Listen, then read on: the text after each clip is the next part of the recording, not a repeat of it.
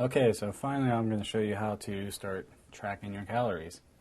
So, probably the easiest thing to do is just do a search. So, let's say I went to the Thundercloud subs earlier, and I got a large cheese sub.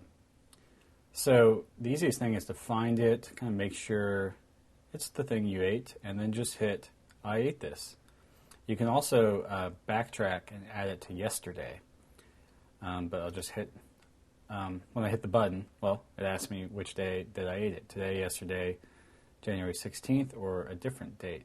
So if I needed to enter in the actual date, I could do that. Well, let me just go back because I need to enter it in today. So I'll just hit today. And there you go. It's added it to my plate section. And it here's the option to pick your servings. Since this is a whole sub, it's only one. If it were something that you had multiple servings of, say it was like an egg, and you had 2 eggs that morning, you could just enter that 2 right here. Just to make sure it is appropriate with the serving size. You have the option to pick the time of day it was as well. So I'll hit update.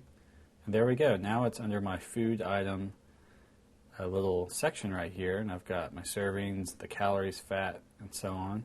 And then you can see it's updated Tuesday right here, because this is today with my calories for the day.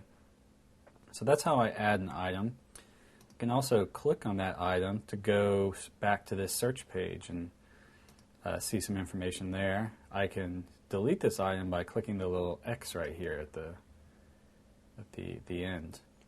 But that's how you add an item to your My Plate section so you can start tracking calories.